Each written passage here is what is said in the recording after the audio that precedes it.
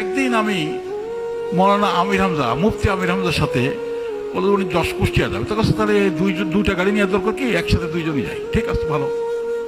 আবার আমি তো আকিস সাহেবের ছেলে নাকি, আমি তো সবাই আপনারা জানেন আমি আকিস সাহেবের ছেলে, তো ফ্যামিলির একটা সুনাম আছে, আমি নিজেও ডাক্তার ভালো ছাত্র ছিলাম, সব কিছু ঠিক আছে। আমির হামজা আমার সাথে বসলো, দেখেন তো দুইজন যাচ্ছি, এসে উঠছি ফেরিতে। আমির হামজাকে সম্মান করার জন্যে কত লোক ব্যস্ত, নিজের মনে হলো আমি একদম গলা টিপে মাটি বেড়ে ফেলাই। আমি সারা যেমন লেখাপড়া করলাম, ডাক্তার হিসেবে খারাপ ছিলাম না, আমি যেখানে ডাক্তারি করেছি সবাই আমাকে সম্মান করতো, আর আমি যেমন ধরে নিয়ে এলে সবাই চিল্লাপাল্লা করতেছি। নিজের পরে এত বিতশ্রদ্ধা লাগলো, কেন যে ডাক্তারি করলাম, কেন ওই কোরআনের আলেম হলাম না। অর্থাৎ আমি যেটা বলতে চাচ্ছি, কোরআন মানুষকে সম্মানিত করে, কারণ কোরআন হচ্ছে আল্লাহর কিতাব।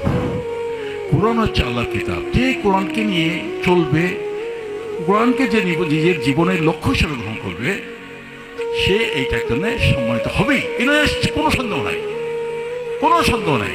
এটা নিয়ে যদি সে সন্দেহ করে তাহলে সে ভুলের মধ্যে আসে।